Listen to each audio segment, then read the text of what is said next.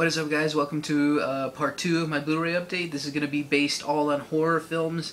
The horror genre is a very curious mistress. She could be B-rated awesomeness, gory craziness, psychotic and thrilling at the same time, but can also go very, very wrong and just be the most terrifyingly bad pieces of garbage you could ever watch. Straight to DVD quality is what I'm talking. So yeah, welcome. As I said in my previous segment / part 1 of this Blu-ray update, still not feeling too good, guys, and I'm not too sure if I can make it through all of this Blu-ray stuff, but I'm gonna definitely have gonna make my voice a little bit lower, so I apologize if the audio is a little low or something, because my voice is going out. So bear with me, but I want to talk Blu-rays. I will throw my voice out to talk about Blu-rays or movies in general. The things I do for awesomeness that is Blu-rays. So anyways, enough about me bitching and moaning about how I'm sick. I am going to just start off with a guilty pleasure goodness that was and is Freddy Vs. Jason. I picked up a lot of horror movies. Back in September, I actually thought to myself, you know what, my collection is missing? A good amount of horror films. I had almost none, and I was just like, you know what, perfect timing. Around September, every horror film you can ever want was really on sale on Blu-ray. At least some of the more older titles. Of course, some titles are harder to get than others. But anyways, Freddy vs. Jason. I am not the biggest fan when it comes to the Friday the 13th franchise, but I love Nightmare on Elm Street. I enjoy it so much because of its psychological take on horror films, and it was truly a genre-changing kind of thing. But anyways, in terms of this movie, this is definitely not one of those serious movies. This is just fun. Pure guilty pleasure fun, and it is just awesome to see these two horror icons duke it out. This movie looks great on Blu-ray. Robert Englund is awesome. Ken Kirzinger, I don't know how to pronounce the guy's name, but he was awesome as Jason, and couldn't be happier with this movie. I remember so much talk as a kid that this movie was trying to be made, and it took years, about a decade, to get into production. So I say it was worth the wait for many fans, and when I finally got to see this a few years ago, superb guilty pleasure horror goodness. And I got that for $5 as well through the Best Buy trade and save, so even better. Next up is a Halloween classic, and that is Halloween. I saw this for the first time this year, so this was a blind buy for me, and the stupid thing is, I've seen parts 4 and to present day. I've seen all those Halloween movies, never saw the original, or the first, I've never seen the first 3 films. I want to see part 2 now, so bad, but I definitely want to look for that cool 2-disc edition that's out there by Scream Factory. Definitely want to look for that. But this movie looks pretty great on Blu-ray. It is just creepy. It's fun. I see why it's a classic, and I really enjoyed this film, seeing it with my friends. I can definitely see why it brought back the slasher genre even more so. It's just such a good movie. It's simple, straightforward, to the point, and it's all everything you can want from a horror film. Creepy atmosphere. The atmosphere is what really builds. As I said, it's definitely one of those great movies that I'm really pissed with myself that I missed out on all these years.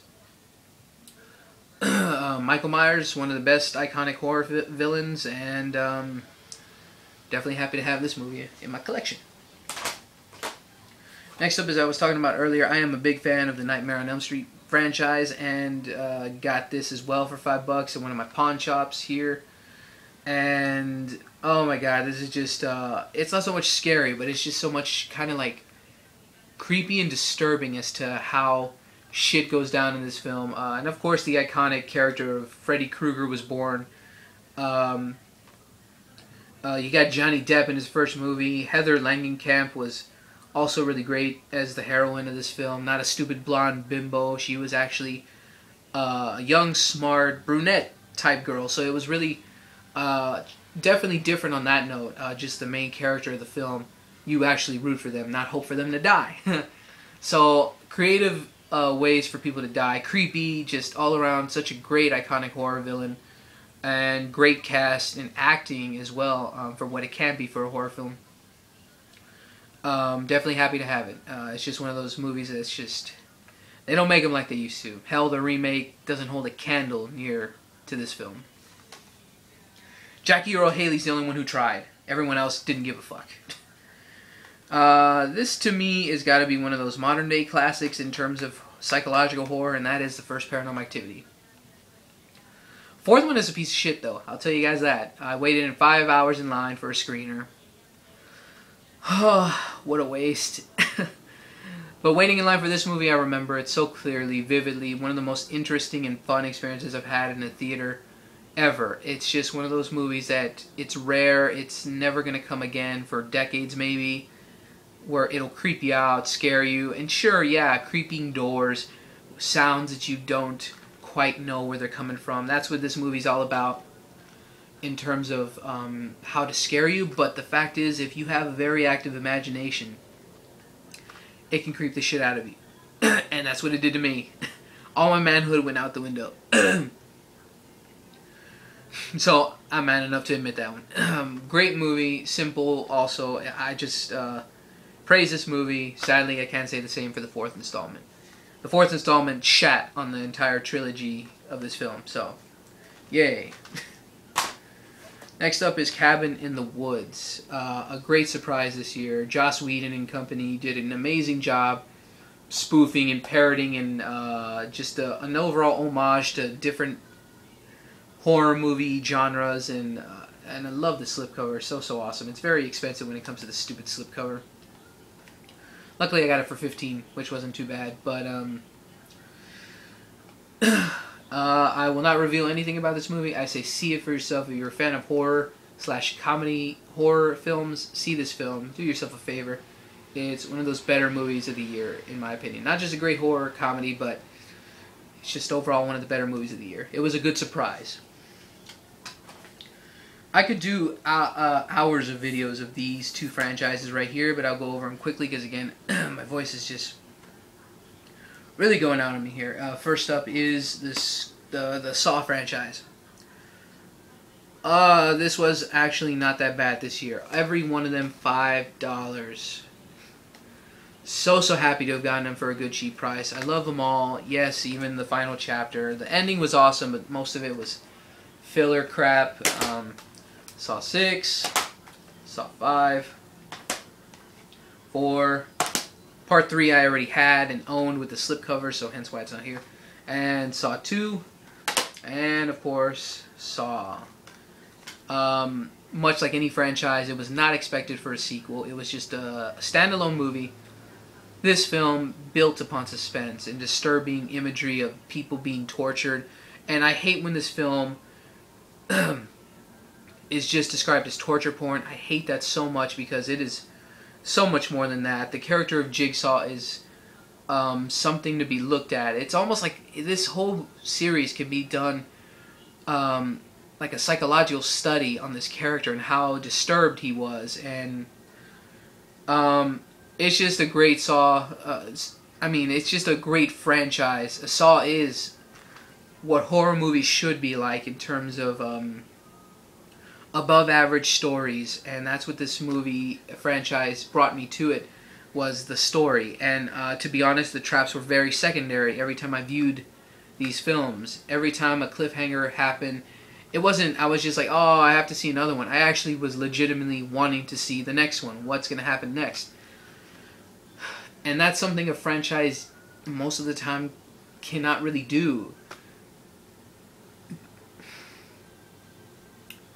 But looking just back at it, I just, it's just a great franchise. It's just an awesome Blu-ray set. I'm very happy to have it in my collection. For $5 a piece, I was so happy to have it. So, Saw is a great franchise. For those of you who are squeamish, I definitely understand why you won't see them. But if you really are interested in a pretty awesome story for a horror franchise, I definitely say see it. It's nothing like the original Friday the 13th, Nightmare on Elm Street, Halloween films that just completely went off the rail. They really legitimately stuck to the story throughout all 7 films, which is a rare feat to do in the horror genre, so I praise those films for that.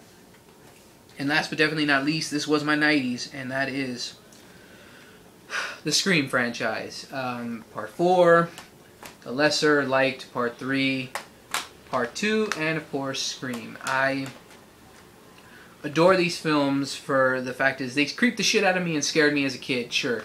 And I didn't watch them until years later when they were already way beyond their awesomeness level and people wanted to dress up like Ghostface and all that shit, but I remember these films as a kid growing up. Saw bits and pieces of them with my dad because he loved horror films, and I got creeped out, so I just went to bed or something. But these are great films. The first of its kind, really, to really base a horror genre on self-referential humor. That was amazing to see. It's just groundbreaking. An amazing series. Part 4 is much better than Part 3. For those of you who have still yet to see Part 4. It's a great franchise. All these movies are awesome, and I'm very happy to own all of them. Without keeping all too long, I'm already clocking in 11 minutes. Yeah, my voice is shot. But thank you all for bearing with me. I'm sorry if this is all so clunky, as I said. But I just want to talk Blu-rays, and I think it's just a way of life for me.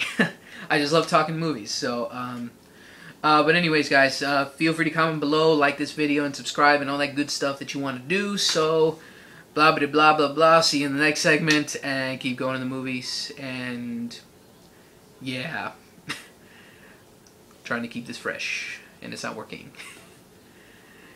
So, catch you guys in the next segment.